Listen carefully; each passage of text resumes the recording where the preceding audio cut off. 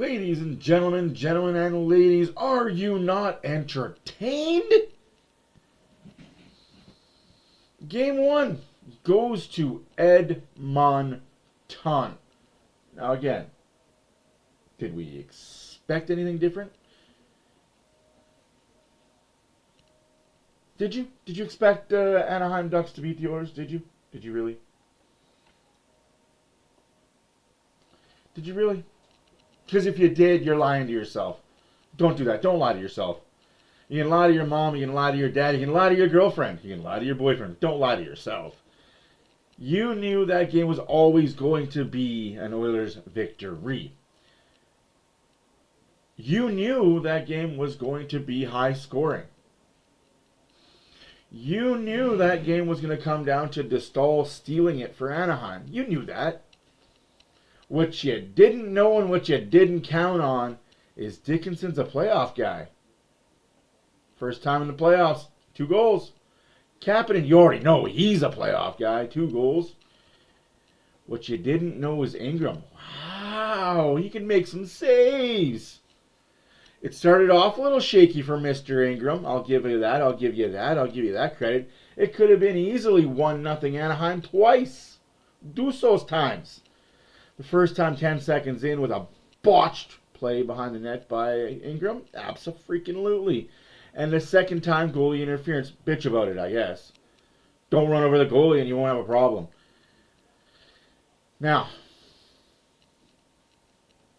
this, again, is a tale of 2 teams. This, again, is a tale of the Oilers that push and push well, and then they sit back and they get scored on. And then they get scored on. And then they get scored on. And then they got to push back. And then they score. And then they score. And then they score. And then they score. And then they sit back and they get pushed back. And they get scored on. And then they get scored on. And then they score. That didn't happen in this game, but that's about what the Oilers do, right? They go up by 2, and then they sit back. They're no longer aggressive. They're no longer in your face, smash your mouth, punch you if you have to. They let the other team in. The other team gets a goal. The other team gets some confidence. The other team gets some play in your zone. And then they score again. And now, before you know it, the game is tied 2-2. And the other team is feeling it. Anaheim's feeling it. You know Anaheim's the comeback kids, right? Right, Louis? Comeback kids never lose, right? They don't lose.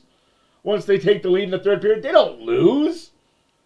Let's talk a little bit of some respect on the Oilers that don't give up and are now comeback kids. They don't lose.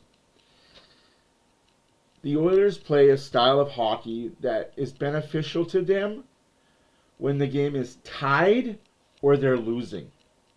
Let me. Come a little closer. Come. I got a secret. Come a little closer. Come a little closer. Come a little closer. I got a secret. I got something to tell you. The Oilers are a good team when they're losing. They're a great team when they're tied. They're a terrible, terrible team when they have a 2-goal lead too early in the game. I would suspect, and this is just me basing off what I've seen for 83 games, the longer the game stays tied or the Oilers are losing heading into a third period, the better they play. Proof's in the pudding. Oilers went out 2-0. Goals by Dickinson and Kapanen. I got my notes. We got notes. Dickinson scores. Wallman and Emberson get the assist. Kapanen scores, 20 seconds, 30 seconds later. Draisaitl and Podkolzin get the assist. Oilers outshoot Anaheim 14-4 in the first period. I didn't stutter. I didn't repeat myself. That's what the shots were. Second period. Wallman gets tripped.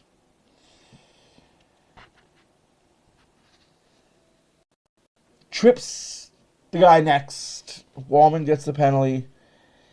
Terry scores a goal 30 seconds into the second period. Like I said, this team cannot hold leads if their lives depended on it in the first 2 periods. Give them a lead in the third period, I'll bet the house they're going to hold that lead. Now, Terry scores. Carlson and Lacombe get the assists. 2-1 Edmonton. Don't panic, people. We got Ingram in net. Don't panic. It's nothing to be worried of. Oh, shit. After the power play, Ducks are still riding the high of the momentum on a power play they shouldn't have had, and they know it. Carlson scores. It's 2-2. Assisted by Terry and Kreider. For as much shit as the broadcast was talking about how great the young rookies are and how great this guy is and how great that guy is, 7 rookies, first playoff experience, they didn't really do anything. Did they?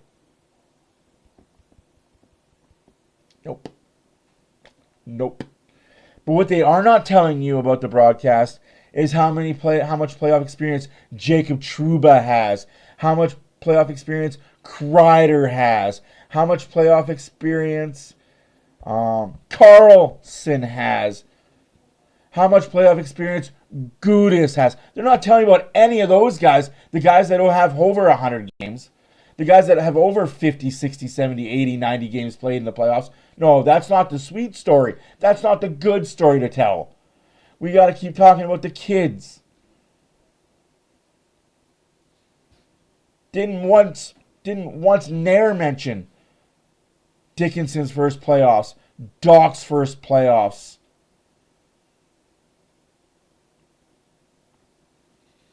Savoy's first playoffs. Can't talk about the Oilers that had experienced their first playoffs. So yeah, I'm a little bitter about the standard of broadcasting that Sportsnet has.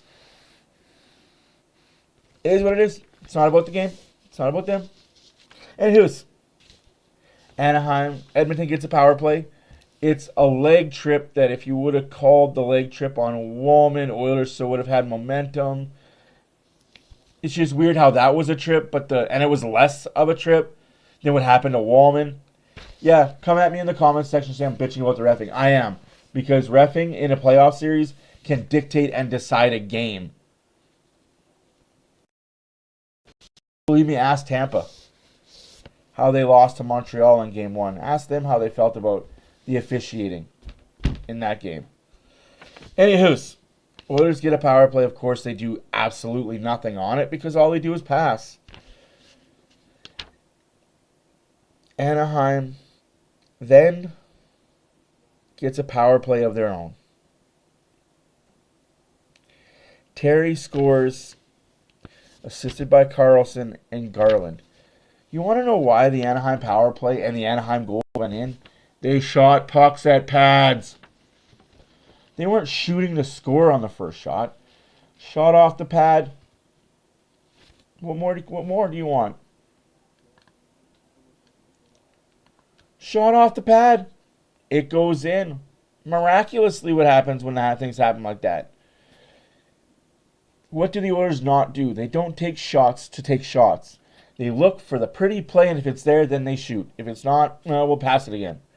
No, I want a more pass. I want a more shot power play. I want the forwards for the Edmonton Oilers to take shots. Shots. You take shots low off the pad. Rebound control is hard, especially the way this new pad technology is. Yeah, I'm a goalie. I know all about it. Don't ask me why. I was bored for a couple of days. There was no Oilers hockey. So I did some deep diving into the pad material and why it's bouncing off these pads more than it's absorbing. You'd be shocked. I was fascinated by it. But anyways, moving on. Oilers get their second power play of the game. No goal. This time they actually got shots. Still not good. Going into the second intermission, Anaheim is up 3-2. Shots are 26-17 for Edmonton.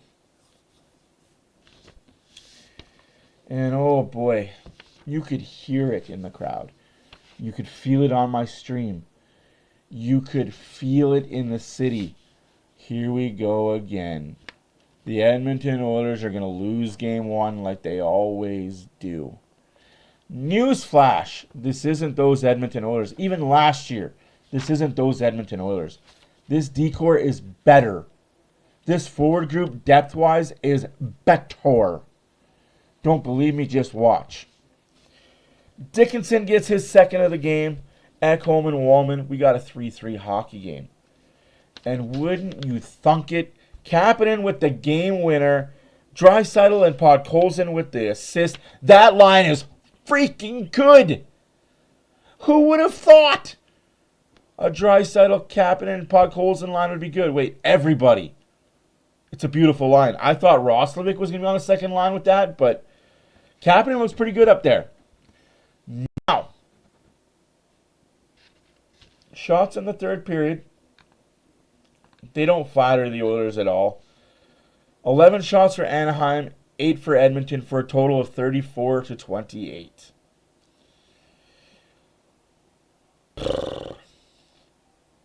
Oilers controlled the face-off dot at a 56% clip. Oilers went 0 for 2 on the power play. Anaheim went 1 for 2. Hits 46-37.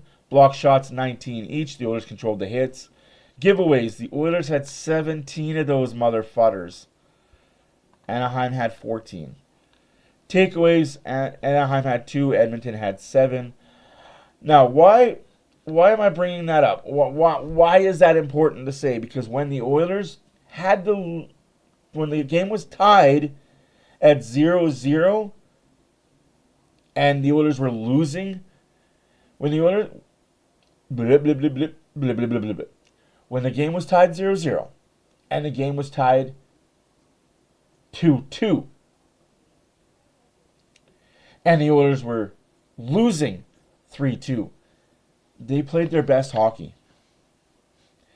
When they went up 2-0, they went into a shell. They stopped forechecking. They stopped hitting. They stopped being aggressive. They stopped taking the play to Anaheim. You know what I mean? You had to have seen that, right? Like, I'm not the only jackass in the room that saw that. Usually when you've got a team down by 2, that team is going to push to try and tie. That is the opportunity to attack.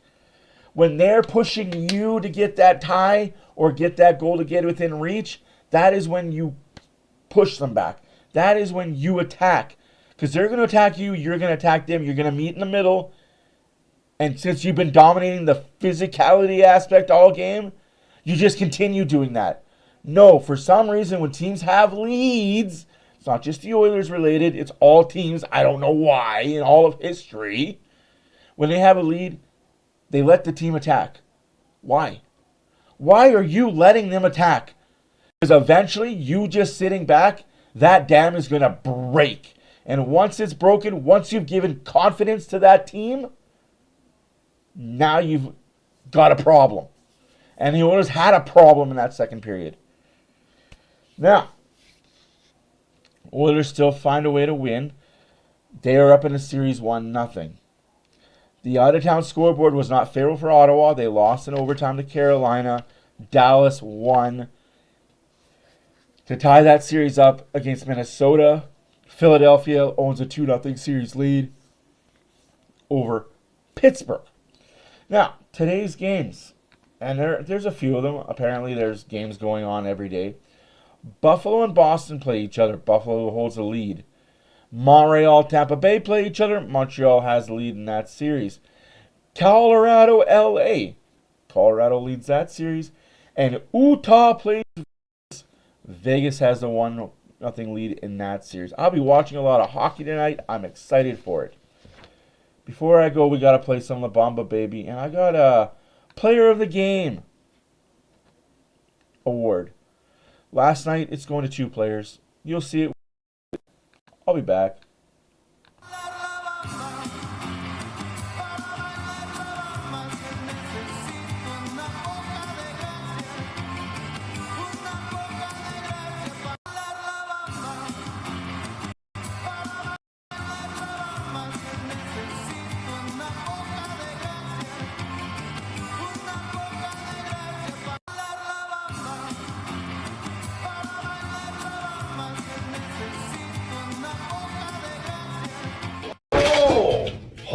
fucking shit. I didn't see that coming.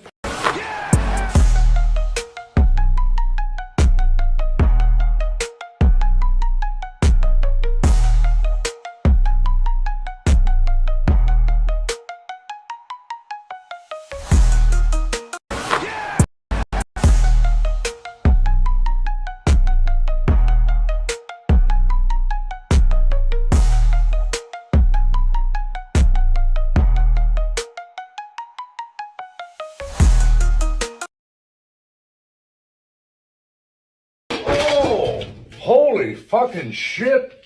I didn't see that coming. Ladies and gentlemen and ladies, that's it. That's all I got for you. My name's Matt for OilersFanReaction. Comment, like, subscribe. We're in for a long one. We're in for a great one. Oilers win Game 1. Game 2 is Wednesday at 8 p.m.